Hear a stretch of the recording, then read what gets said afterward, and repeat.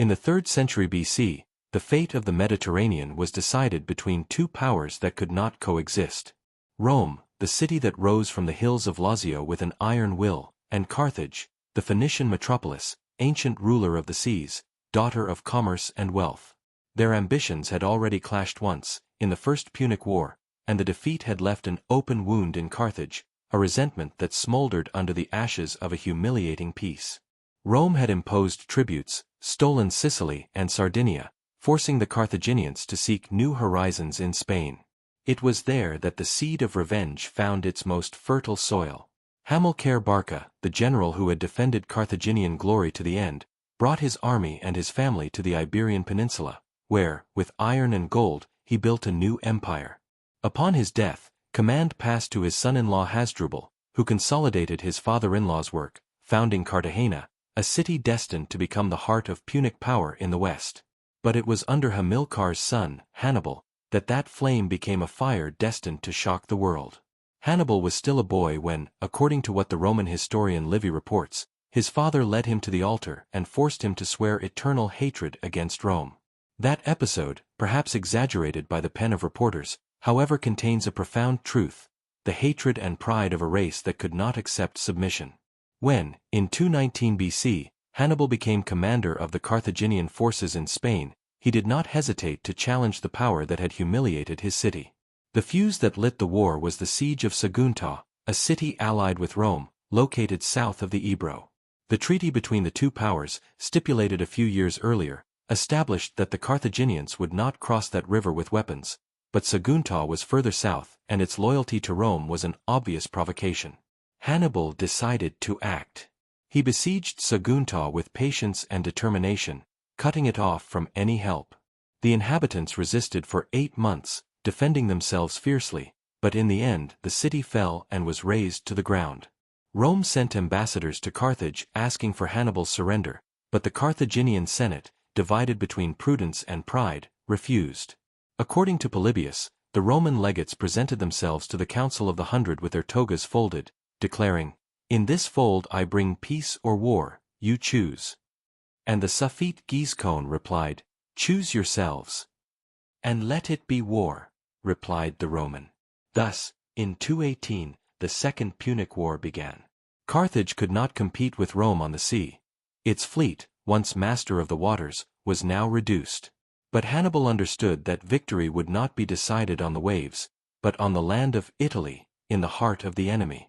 He devised a plan that still arouses admiration among students of military strategy today: to bring the war to Rome by crossing the Pyrenees, Gaul, and the Alps.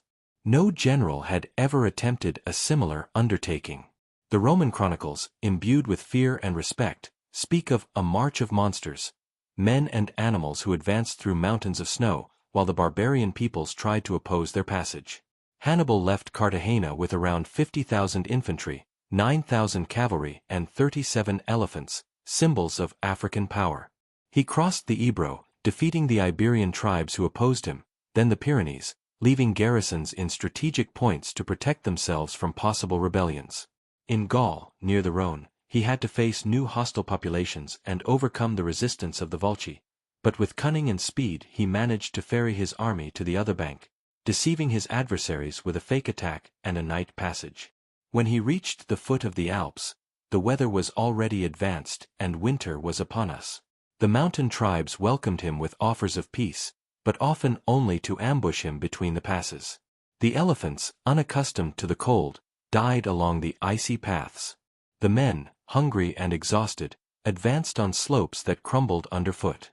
According to Livy, it seemed that nature itself had sided against Hannibal.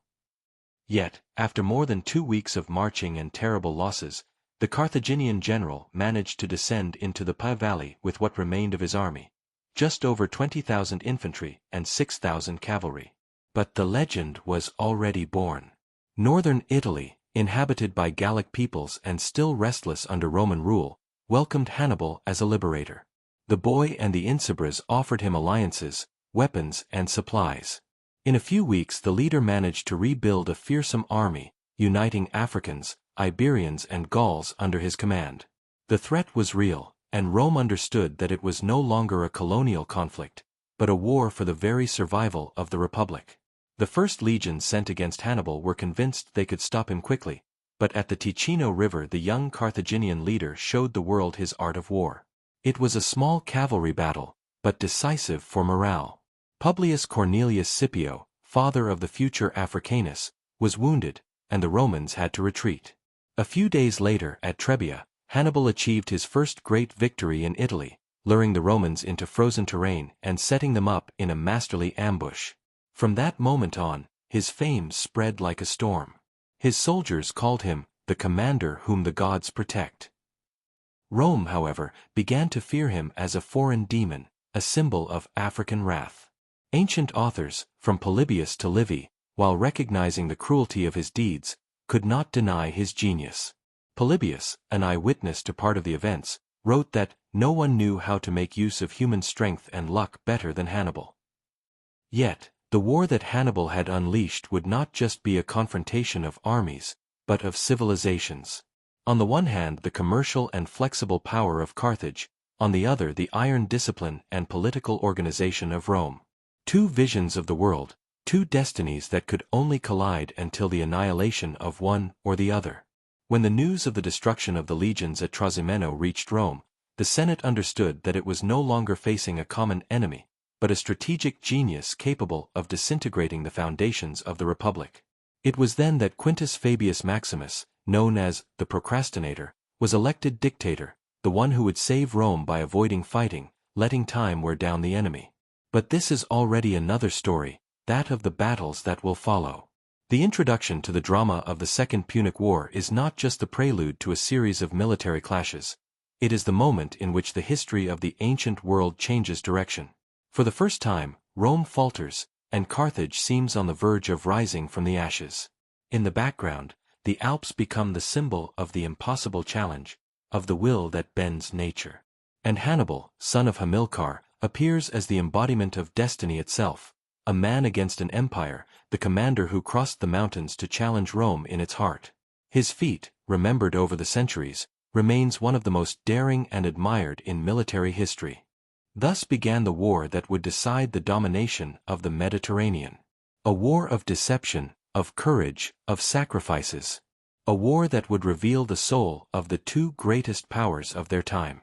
Carthage fought for revenge, Rome for survival.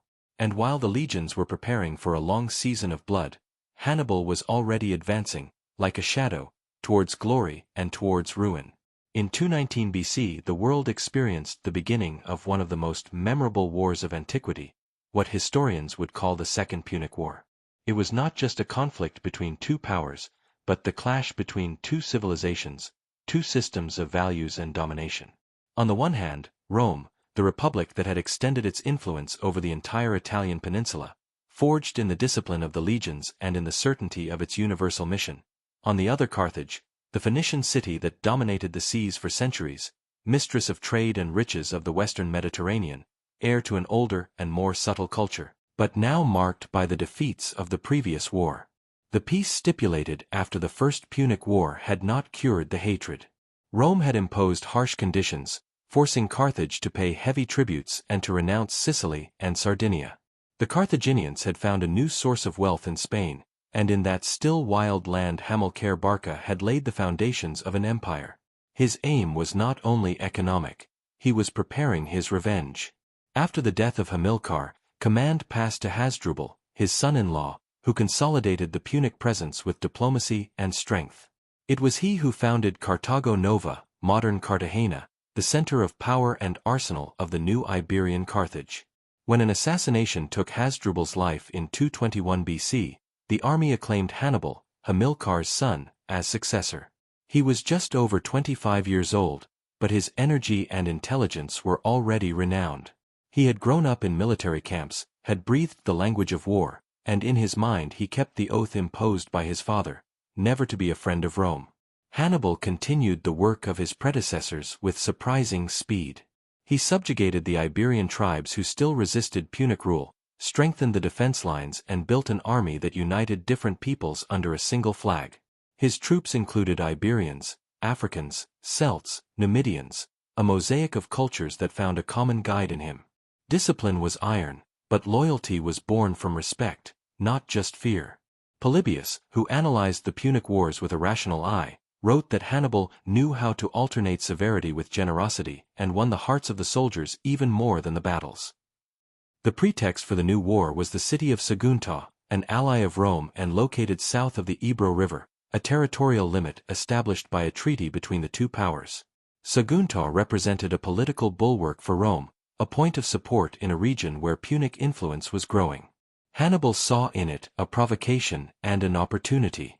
He decided to strike without waiting for orders from the Senate of Carthage, perhaps to impose his own authority, perhaps because he sensed that any hesitation would strengthen Rome.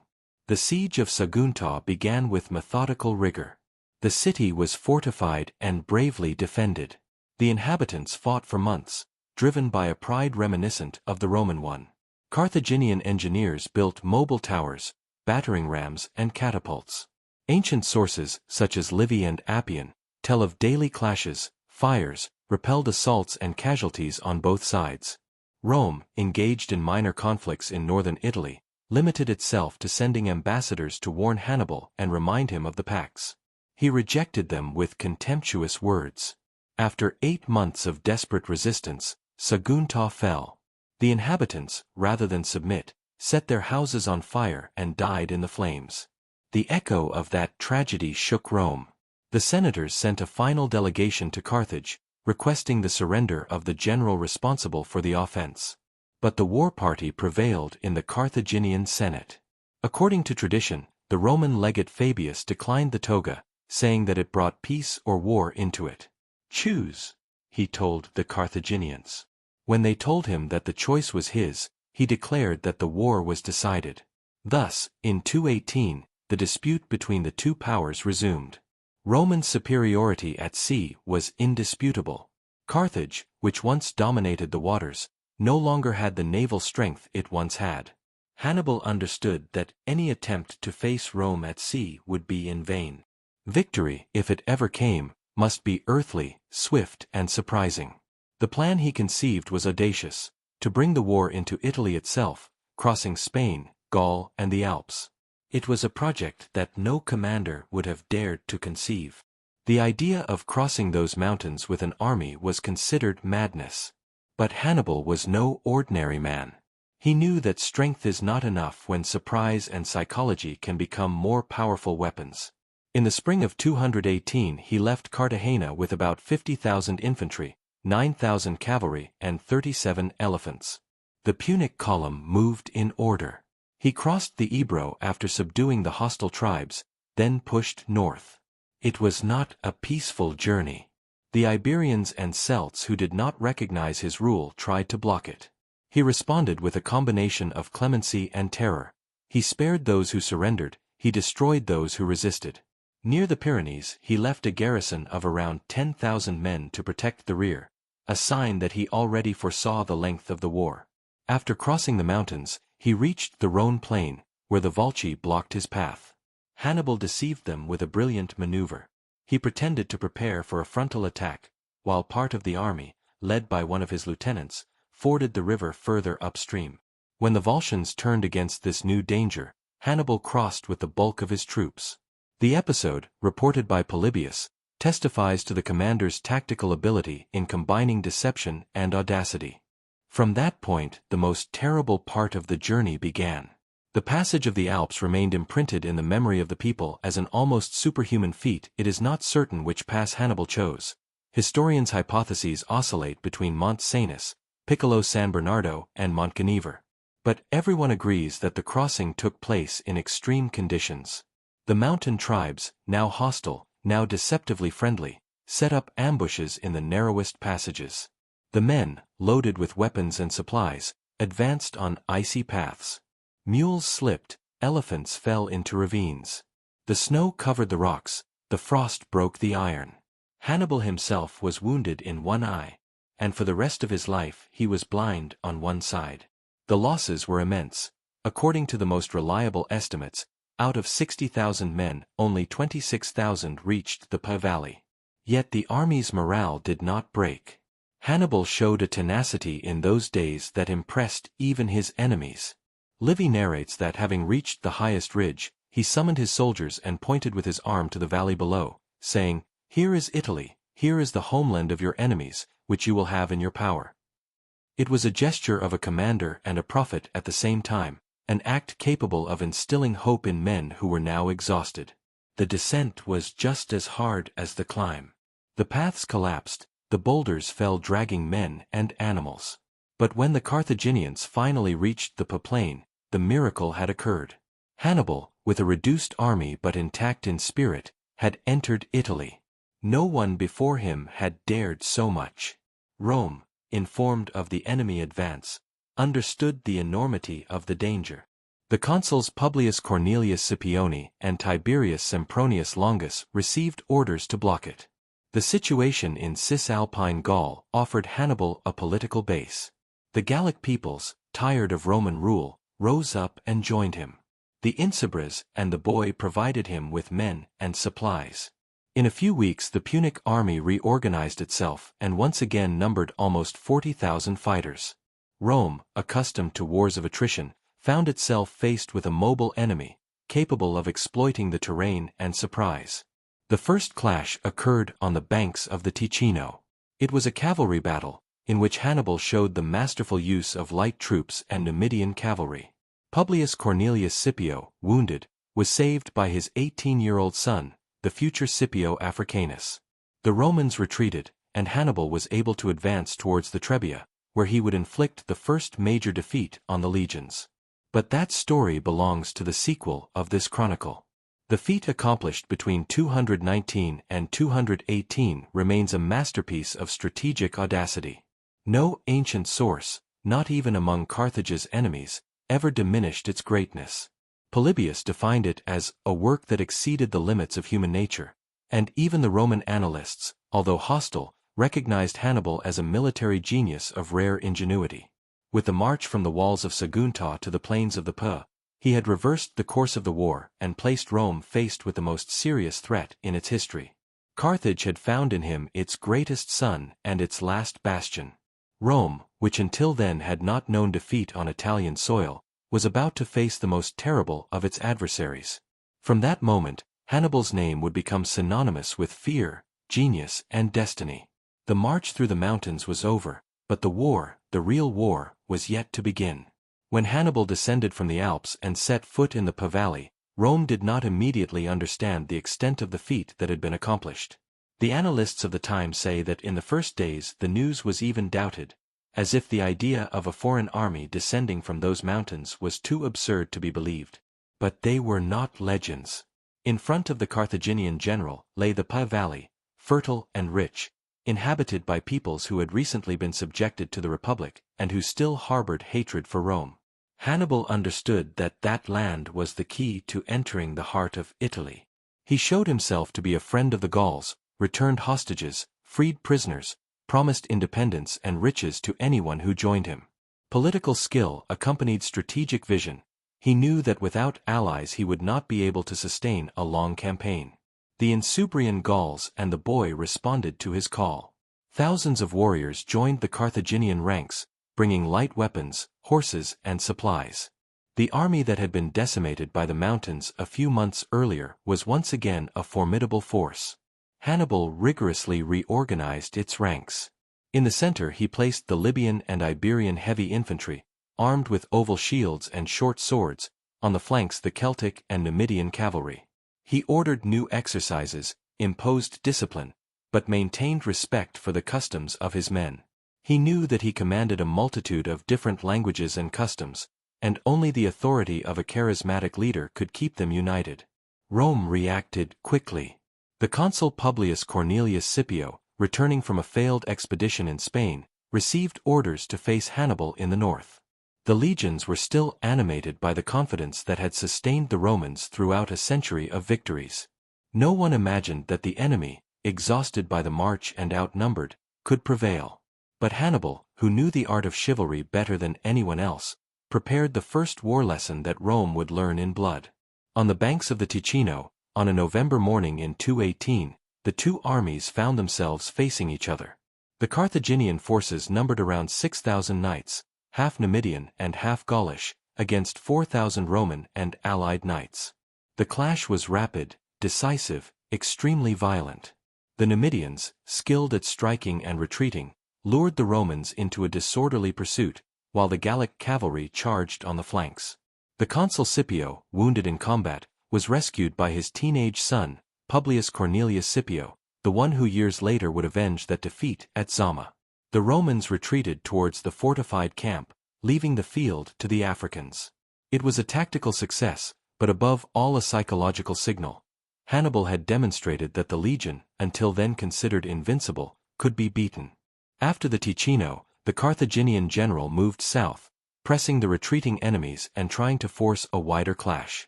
Rome sent a second army, commanded by the consul Tiberius Sempronius Longus, who joined forces with those of Scipio near the Trebia River. It was December, and the harsh climate of the Pi Valley had transformed the fields into a quagmire. Hannibal realized that he could turn frost into an ally. He advanced the Numidian cavalry and skirmishers until they provoked the Romans. Sempronius, confident of his numerical superiority, ordered an immediate attack. The legions crossed the Trebia River at dawn, when the icy waters and sharp snow numbed their bodies. On the other side, Hannibal was waiting for them calmly. He had placed the African and Iberian heavy infantry in the center, the cavalry on the flanks, and, hidden in a gully, he had placed a detachment of 2,000 chosen men, led by his brother Magon. When the battle raged and the legions were engaged, that unit emerged from behind the Romans, cutting off any escape route. The Roman army, compressed between the river and the enemy, was annihilated. Thousands of soldiers were killed, others drowned in the river, and few managed to take refuge in Piacenza. Hannibal won not only for tactical skill, but for his ability to read his opponent's mind, exploiting his predictability. Livy wrote that Sempronius was defeated before fighting, because he wanted to fight when Hannibal had decided to. The victory at Trebia gave Hannibal mastery of northern Italy. The Gallic cities rebelled against Rome, the Boii and the Insubres opened their doors to them. But the general was not deluded. He knew that Rome would not fold after 2 defeats. His strategy aimed to disintegrate the system of alliances that supported the Republic. Only by pushing the Italian cities to defection could he wear down the enemy. He marched towards the Apennines, determined to bring the war to the heart of the peninsula. The crossing of the Apennines was no less difficult a test than the Alps. Torrential rain, mud and cold slowed down the march. Soldiers fell ill, horses died in large numbers, and Hannibal himself temporarily lost the sight in one eye due to an infection. When he reached the Arno region, he found the Romans already alerted. The consul Gaius Flaminius, a man of impetuous spirit, tried to intercept him. Hannibal, with the patience of a hunter, prepared a new deception. In the spring of 217 he advanced towards Trasimeno, a vast lake surrounded by hills and gorges. He chose that location because it offered the perfect terrain for an ambush. In the morning, while fog covered the valley, Flaminius marched with his army along the shore, unaware of the danger. Hannibal had stationed his troops on the slopes, invisible in the steam from the lake. When the Romans entered the narrowest section, the Carthaginian horns blew in unison, and all hell broke loose. It was a massacre more than a battle. Hannibal's cavalry and light infantry fell on the flanks and rear of the legions, which were not even able to arrange themselves in battle order. Ancient sources speak of over 15,000 Romans killed, another 6,000 taken prisoner. The consul Flaminius fell in battle, surrounded by enemies. After his victory, Hannibal had the high-ranking dead buried with honor, while he returned without ransom the Italian prisoners who declared they were not Roman citizens, hoping to sow divisions among the populations of the peninsula. It was a political war as well as a military one. News of the disaster reached Rome as a mortal blow. The city, which had never known such a disastrous defeat on its own soil, was gripped by panic. The mothers gathered in the temples, the magistrates suspended all celebrations. It was believed that Hannibal could march directly on Rome. But he, faithful to his plan, preferred to consolidate alliances in the center-south, avoiding pushing towards a city still defended by walls and a desperate population. The Roman Senate reacted with clarity. He suspended the ordinary elections and appointed a dictator, Quintus Fabius Maximus, a prudent, expert man who had understood the nature of the enemy. Fabius chose to avoid pitched battle. He followed Hannibal at a distance, cutting off his supplies, burning his crops, preventing him from engaging in direct battles. It was the strategy of slowness, opposed to the Carthaginian impetus. Hannibal tried several times to provoke him, devastating the countryside, but Fabius was not fooled. Polybius observed that, for the first time Rome learned that glory is not always won by fighting, but also by waiting. Meanwhile, Hannibal's image grew month by month. His ability to maneuver armies of different origins amazed the Romans themselves. Subsequent historians described him as a man capable of predicting his opponent's thoughts, adapting to the terrain and the moment. The surviving elephants, few but imposing, continued to accompany him as a symbol of power. The Italic peoples, although admiring him, hesitated to take sides. Only Campania and Lucania showed some signs of sympathy, but the majority remained faithful to Rome. In those years the great opposition that would mark the rest of the war was taking shape. Punic speed against Roman constancy, cunning against discipline. After Trasimeno, the Republic was no longer the same. Its defeats did not bend it, but transformed it into a more cautious, harsher power. The time of Fabius the Temporary had begun, and the war was preparing to enter its longest and bloodiest phase. Hannibal, although victorious, understood that the road to the conquest of Rome was still long. He had demonstrated that he knew how to win, but not yet that he knew how to destroy the enemy's will.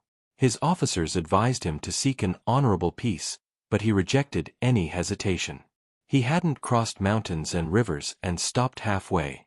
He believed that one more blow, greater than all the others, would collapse the Republic.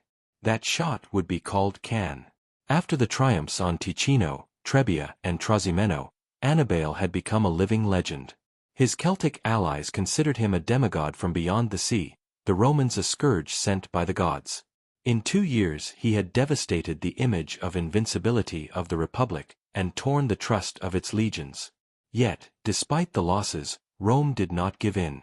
The nomination of Quintus Fabius Maximus had saved the city from an immediate catastrophe, but the strategy of stalling had exasperated the people and the Senate. The masses called for action, not prudence.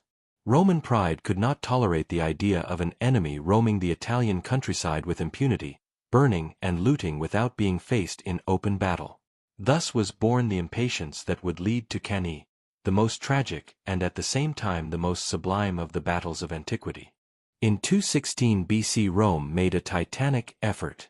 8 legions were mobilized, an army of over 80,000 men, the largest force ever assembled until then. The consuls Lucius Aemilius Paulus and Gaius Terentius Varro were entrusted with command. 2 different men, symbol of the political dualism of the Republic. The first, noble and prudent, disciple of the school of Fabio, the second, of popular origins, impetuous and eager for glory. Hannibal, with an army reduced to around 40,000 men, watched from afar that Colossus move against him. He knew he could not face him with force, but he counted on deception, the science of maneuvers and the indomitable spirit of his veterans. The theater of the clash was the Cannae plain, near the Auffido River, in Puglia. It was an open, windy place, where the sun-beaten terrain offered space for the cavalry. Hannibal chose that field with premeditation. Latin sources say that the Romans, in their pride, believed it was a sign of fear, but he, in reality, was building the perfect trap. He arranged the camp so as to have the wind and dust behind him, so that in the moment of melee the raised sand would blind the enemies. He ordered his men to rest, feed themselves and prepare their weapons: oval shields, long Iberian spears, short swords, javelins and the deadly Numidian falcons. The Romans, convinced they were crushing an inferior enemy, advanced without fear. The night before the battle was silent. Hannibal, the chronicles say, observed the sky and spoke to his officers in a calm, almost prophetic tone. He knew that the next day the fate not only of his army, but of the entire war would be decided.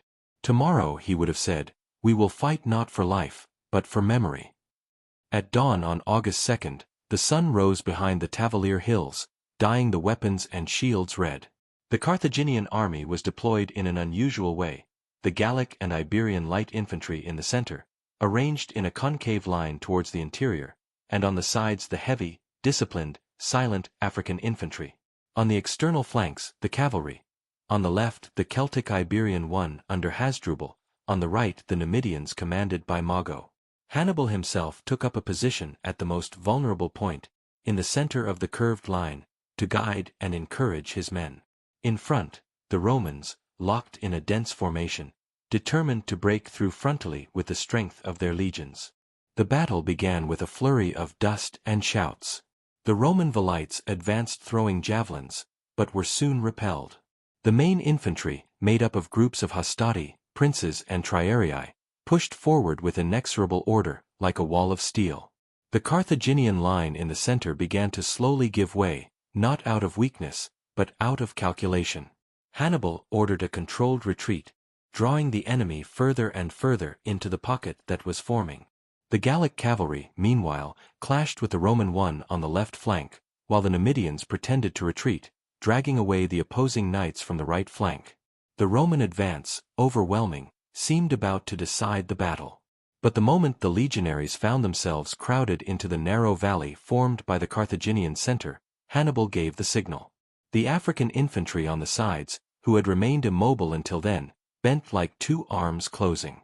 They attacked on the exposed flanks, striking with precision and ferocity. At the same time, the Celtic cavalry, after having won on the left front, turned behind the enemy and fell on the Roman rearguard. The encirclement was complete. A ring of steel and blood closed over 80,000 men. There was no more order, no command. The Romans fought until the end, compressed in such a narrow space that they could not even raise their weapons. The annalists say that the soldiers died suffocated by the weight of their bodies, and that the sound of the weapons was confused with that of groans and prayers. Lucio Emilio Paulo fell fighting, refusing to flee. Varro, the people's consul, managed to save himself with a few survivors. When the sun set, the field of Cannae was covered in a sea of dead. According to Polybius, about 50,000 Romans perished, 20,000 were taken prisoner. The Carthaginians lost just over 6,000 men. It was the greatest defeat in the history of Rome. No defeat before or since would ever match its moral significance. The news reached the capital like a hurricane. The Senate was astonished. Mothers went out into the streets dressed in black. It is said that in a single day more deaths were mourned than in 20 years of previous wars. Rome, however, did not plead for peace. While the southern cities, such as Capua and Taranto, began to go over to Hannibal's side, the Senate prohibited any proposal of surrender. Young men were conscripted, slaves armed, even criminals freed to fight. From that desperation was born the tenacity that would ultimately save the Republic. Hannibal, for his part, remained master of the field. His men hailed him as a god of war. He, impassive, ordered the collection of the bodies and the treatment of the wounded. He had the bodies of the fallen consuls and senators returned honorably, according to ancient custom. Then he turned to the Italian prisoners and freed them, promising freedom to those who rebelled against Rome. The message was clear: he was not fighting against Italy, but against the oppression of the Republic. It was then that Capua, the second richest city in Italy, opened its doors to him, welcoming him as a liberator. The dream of breaking the Italian alliance seemed about to be fulfilled. Much of Campania, Lucania and Bruzio rose up. Only the Latin colonies and cities loyal to the Senate resisted. Hannibal established his headquarters in Capua, where his soldiers, after years of marches and battles, found rest. But that rest, according to legend, was also the beginning of decline. Livy wrote that the winter of Capua was more fatal to Hannibal than the weapons of the Romans. The veterans, accustomed to fatigue and deprivation, softened in the pleasures of the Campania city, while Rome rose again.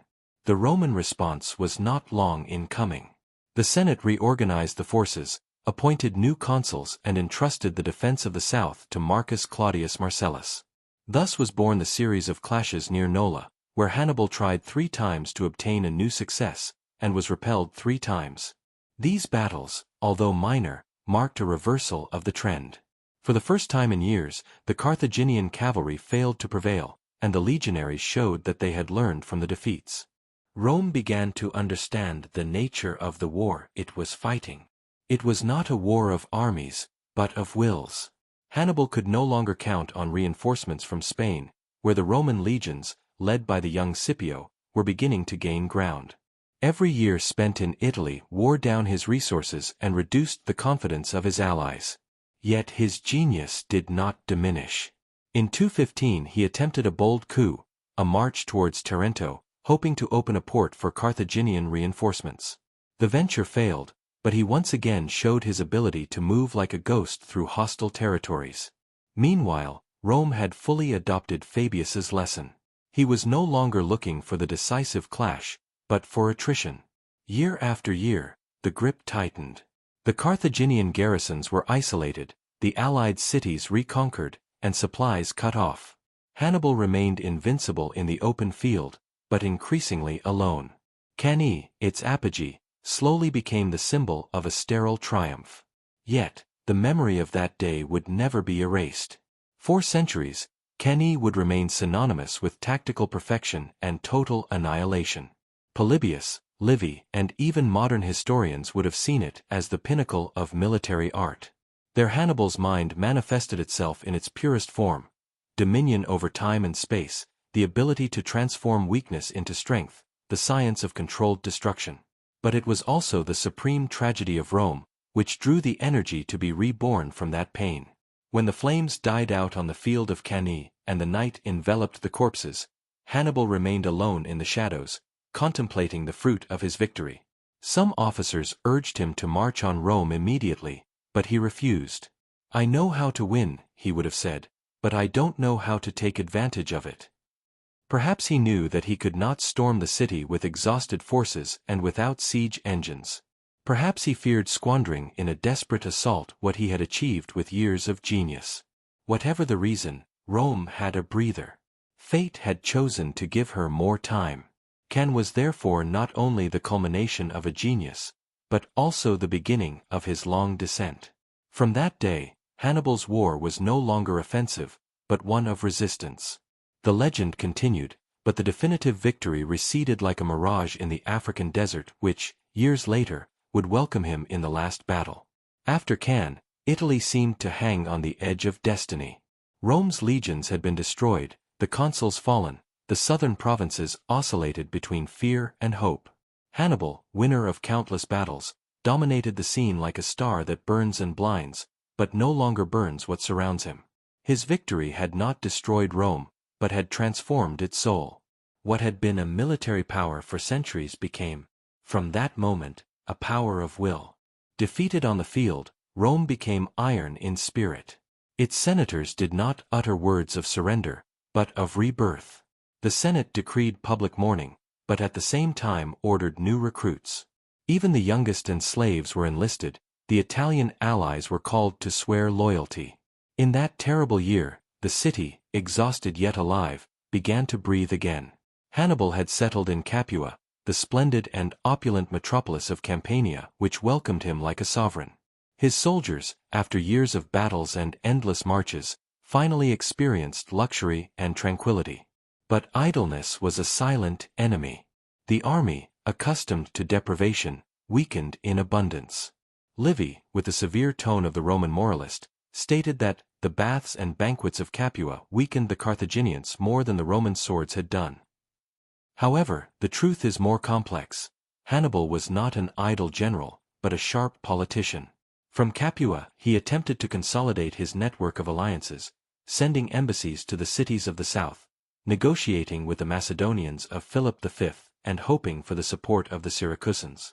He knew that the war could not be won only with force, but also with diplomacy and with the promise of freedom to the peoples subject to Rome.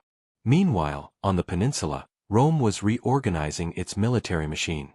Marcus Claudius Marcellus, called the Sword of Rome, took the initiative in the south, while Fabius Maximus, the Shield, continued his war of attrition. The three battles of Nola, fought between 216 and 214 BC, marked the first halt in Carthaginian rule. Hannibal attempted to conquer the city several times, but Marcellus, an expert in urban defenses, repelled him. Nola remained Roman, and the news, although minimal compared to previous disasters, was welcomed as a sign of divine favor. Fear was starting to turn into hope. Meanwhile, Rome had to face another front, Sicily. After the death of King Hiero II of Syracuse, the city allied itself with Carthage, opening a new threat in the Mediterranean. Hannibal hoped that Syracuse could become the base for African supplies and for a possible connection with Macedonia. But the Roman fleet, led by Marcus Claudius Marcellus, quickly laid siege. The walls of Syracuse, defended by Archimedes' ingenious machines, became the scene of extraordinary resistance. Catapults, burning mirrors and mobile towers massacred the besiegers, and the Roman chronicles did not fail to admire the ingenuity of the great scientist. However, the strength of genius could not prevail over Roman insistence. In 212 BC Syracuse fell. Archimedes was killed by a soldier who did not recognize his fame, and Rome regained control of Sicily. That fall marked the end of Carthaginian hopes of receiving reinforcements across the sea. In the same period, Rome began the long siege of Capua, the largest city that had fallen to the enemy. Hannibal, busy on multiple fronts, tried in vain to rescue her. In 211 he even marched to the gates of Rome, in a gesture of audacity and desperation. Legend has it that, having reached the borders of the city, he threw a spear towards the walls, as if to symbolically declare the challenge. But the city did not tremble. The urban militias maintained their position, and the Senate did not dissuade a single handful from the siege of Capua. When Hannibal realized that the move had not had the desired effect, he returned south. Capua, abandoned to its fate, fell shortly afterwards. The Capuan senators were executed, and the city, once an ally of Carthage, was stripped of its privileges. The loss of Capua was a devastating blow for Hannibal, not only military, but moral. He had shown that he knew how to win battles, but not how to maintain alliances. The following years were marked by a slow, inexorable erosion of his strength. The cities that had sworn loyalty to him began to change their minds, frightened by Roman tenacity and the wear and tear of war. Taranto, conquered by deception in 212, became a Carthaginian bastion, but Rome reconquered the port a few years later, depriving Hannibal of vital maritime access. Meanwhile in Spain, where the brothers Hasdrubal and Mago were trying to maintain Carthaginian dominion, the Roman legions, led by Aeneas and Publius Scipio, were advancing. Both Roman commanders died fighting, but the young Publius Cornelius Scipio, son of the wounded consul at Ticino, swore revenge and assumed command. In a few years he would transform Spain into a Roman base. In 209 the fall of Carthago Nova marked the definitive turning point. Scipio the Younger, with a boldness worthy of his enemy, took the main city of the Carthaginians in Iberia in a single day's assault, capturing weapons, horses and prisoners. That victory isolated Hannibal, who no longer received reinforcements from his homeland. The war became for him a struggle for survival, a duel of giants at a distance between two mirror minds. Hannibal, the master of surprise, and Scipio, the pupil who studied his every move. In 208, Hannibal tried to regain the initiative in Italy. Moving through Lucania and Puglia, he achieved some minor successes, but his situation was increasingly precarious. His troops were tired, supplies were low, and the Romans followed him closely, avoiding direct confrontation. The following year, a dramatic event decided the fate of the war in Italy: the Battle of Matoro. Hannibal Barca, Hannibal's brother, crossed the Alps to bring him reinforcements, replicating the great feat of years earlier. But Rome, this time, was ready. The consul Gaius Claudius Nero, marching with prodigious speed, joined his forces with those of Marcus Livius Salinator and intercepted Hasdrubal on the banks of the Matoro. The clash was terrible. The Carthaginians fought with the courage of desperation, but were overwhelmed by Roman superiority in numbers and discipline. Hasdrubal fell on the field, and his head, according to Livy's story, was thrown beyond the enemy lines to Hannibal's camp, who recognized it in silence. No word of pain came from his lips. He knew that with the death of his brother Carthage's hope of regaining the initiative also died. From that moment, the war in Italy slowly faded. Hannibal remained in the south, with a loyal but worn-out army. He continued to inflict blows on the Romans when he could, but by now he was fighting on defense. His letters to Carthage, which have remained partly remembered by historians, expressed the frustration of a commander betrayed by the indifference of his homeland. Carthage, exhausted by the wars in Spain and by Roman pressure at sea, could no longer send aid. The hero who had crossed the Alps now found himself isolated, confined between the mountains and the sea, a prisoner of his own greatness. Rome, for its part, did not forget. Every day, every battle, every sacrifice was a step towards revenge.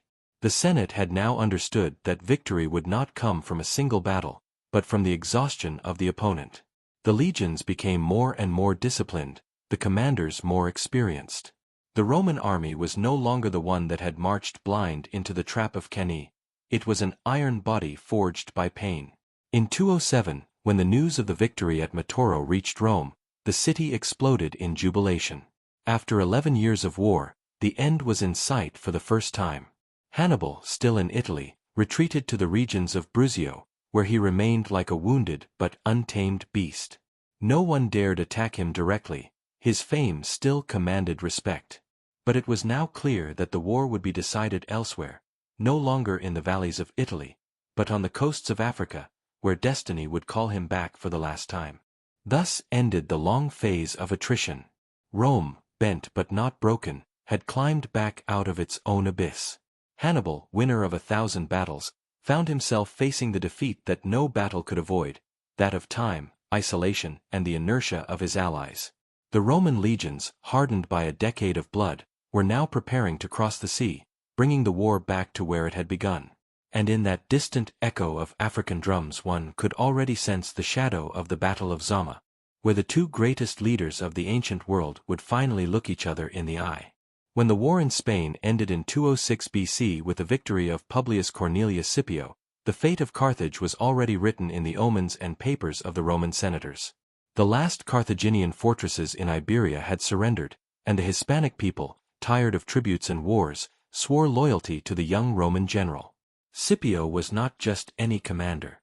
He had the calm of sages and the vision of poets. Historians of Rome, such as Livy and Polybius, described him as a man who seemed born to bring the glory of the city beyond the borders of the known world. His strategic mind was as cold and clear as temple marble, but his spirit was inflamed with an ambition that bordered on destiny. He was not moved by hatred for Hannibal, but by a higher need, closing a circle, restoring balance to the world after 2 decades of chaos. After the conquest of Iberia, Scipio returned to Rome as a triumphant, but found the Senate suspicious. The Republic, marked by years of defeats, looked with suspicion at anyone who stood out too much. Many senators, mindful of the experience of generals who became almost kings, feared that glory could corrupt the republican order. Yet, no one could deny that the young commander was the only one capable of bringing the war to Africa, to the heart of Carthage.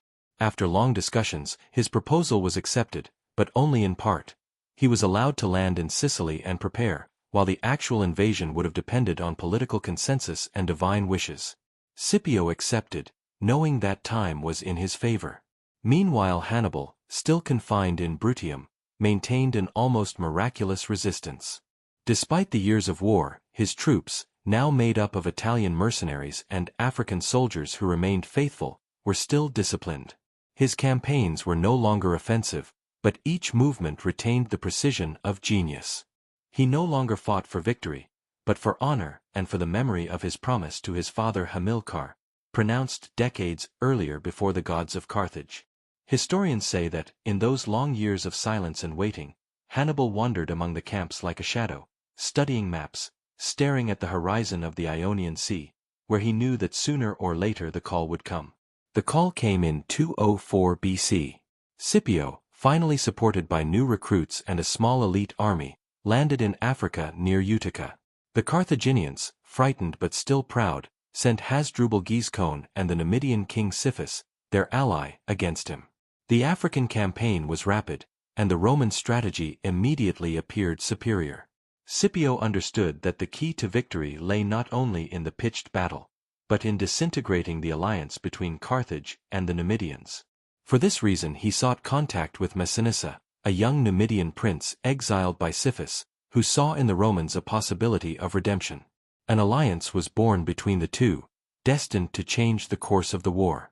In 203, Scipio attacked the enemy camp near the Great Fields, surprising the forces of Hasdrubal and Siphus in their sleep.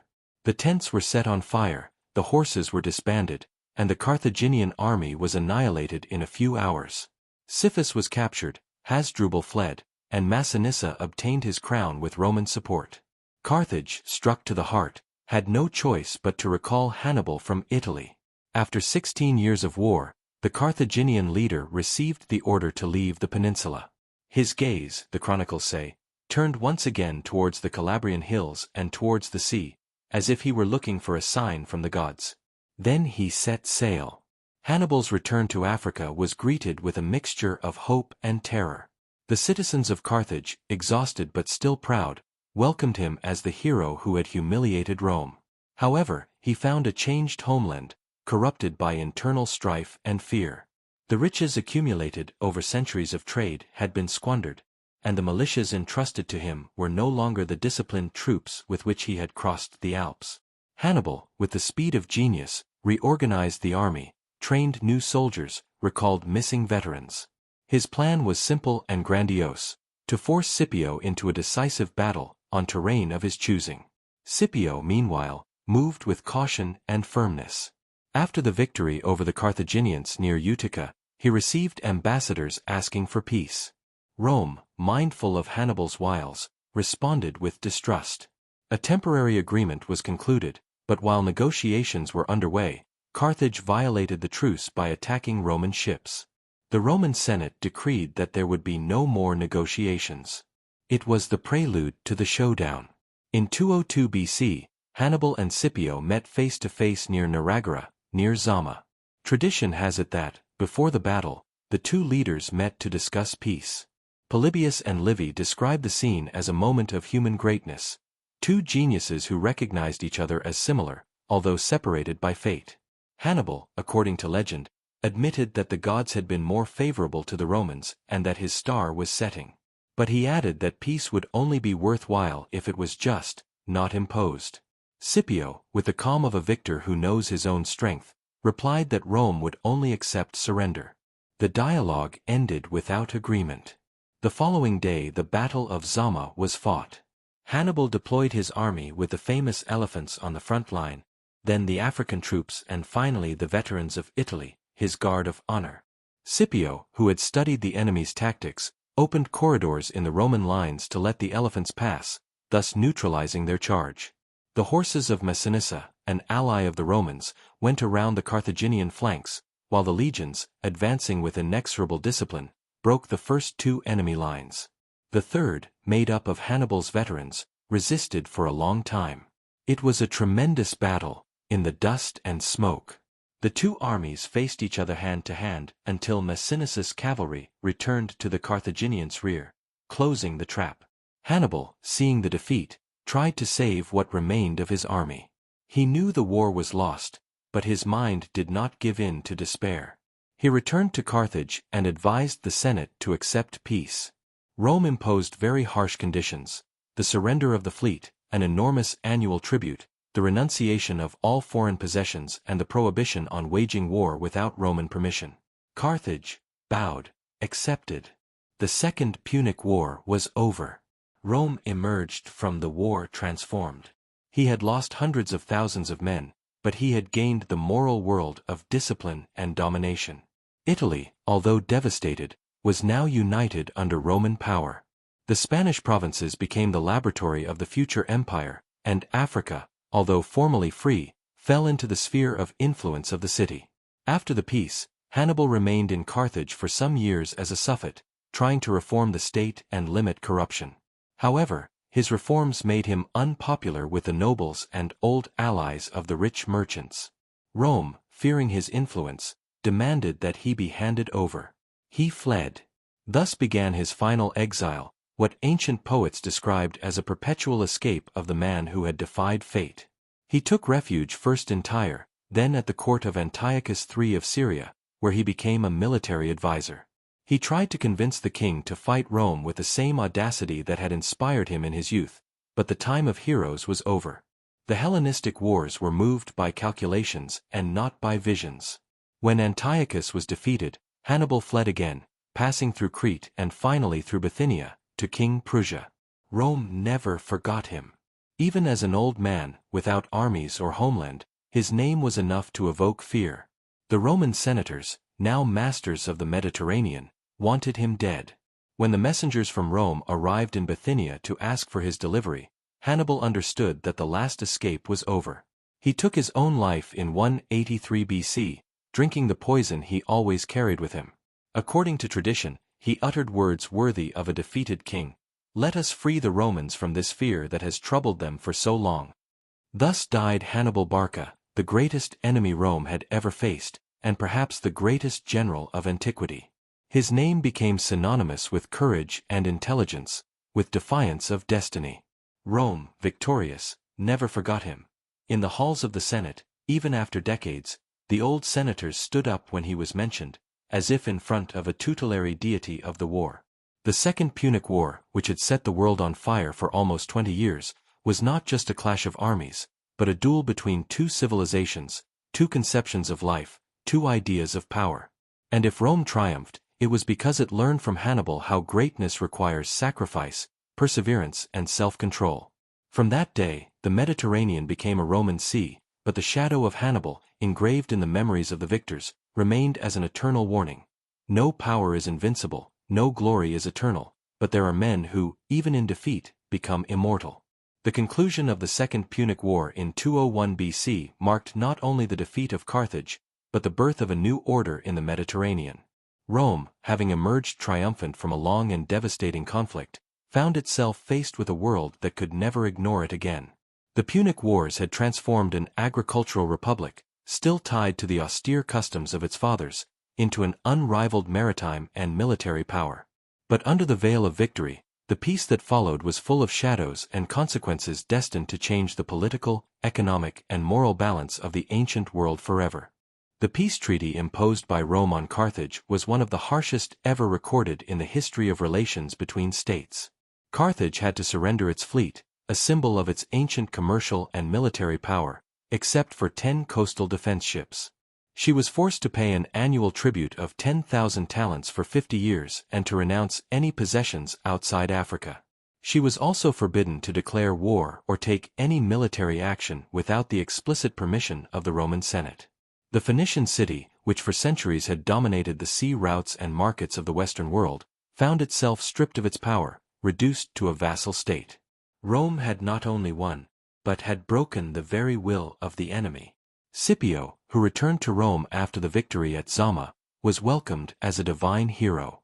He was given the title of African, and his triumph passed through the city like a purification rite after 20 years of blood. The streets were decorated with laurel wreaths and incense, the Carthaginian prisoners paraded in chains, and behind them the immense spoils of the war were carried: gold, weapons, banners, statues, and relics of the enemy. But behind the composed smile of the victorious general was hidden the awareness that Rome's victory was also the beginning of a heavier destiny. Scipio, educated in the values of virtue and moderation, feared that the conquest could corrupt the soul of the city. In an apocryphal letter attributed to him, he is said to have warned the senators, "Rome can dominate the world, but it must not allow itself to be dominated by the world." Meanwhile, Carthage was trying to rise from the ruins. Hannibal, returning home after the defeat, was elected suffet, one of the highest civil offices in the city. Although defeated on the field, he remained faithful to the ideal of service to his homeland. He dedicated himself to reforming the administration, fighting against corruption, and trying to lighten the burden of the taxes imposed by the Romans. He abolished caste privileges, introduced controls on magistrates, and reorganized finances with a competence that amazed even his enemies. Carthage, under his leadership, slowly began to recover, so much so that it managed to pay in advance a large part of the tribute imposed by Rome. But this awakening aroused disquiet in the Latin capital.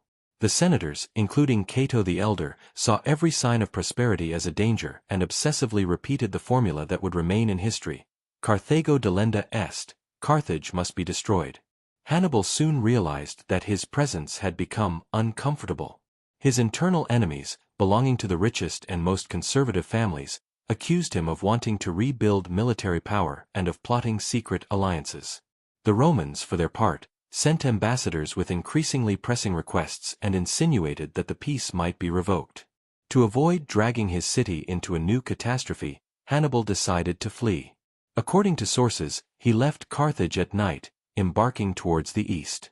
His figure, already become a legend, disappeared among the shadows of the Hellenistic courts, but his fame preceded him everywhere. In Syria he found refuge with Antiochus III, king of the Seleucid Empire, the most powerful of Alexander's successors. Here, Hannibal became a military advisor, and his tactical mind once again sought to oppose Roman expansion. He suggested to Antiochus that he bring the war to Italy, as he had done years earlier, but the sovereign hesitated, unable to fully understand the audacity needed to face Rome on its own soil. When the war between the Seleucids and Rome broke out, Hannibal was relegated to secondary roles, a victim of the envy and distrust of his courtiers. After the defeat of Antiochus at Magnesia in 190 BC, the Carthaginian general had to flee again. He passed to Crete and then to Bithynia, to King Prussia, but even there the long hand of Rome did not stop looking for him. The Romans, now undisputed rulers of the Mediterranean, could not bear that the man who had terrorized them for decades still lived free. When the Roman emissaries arrived at the court of Prussia to obtain his extradition, Hannibal understood that his last refuge was lost. According to tradition, he opened a small jar of poison that he always carried with him, a gift from his military youth, and drank it. He died in 183 BC, uttering words that Polybius handed down with reverence: "Let us free Rome from the fear of an old man." With his death an era came to an end. The century of the Punic Wars had seen the Mediterranean transform from a mosaic of peoples and city-states into a unified system under Roman power. Rome, mistress of Spain, Africa, and the sea, had laid the foundations of the future empire.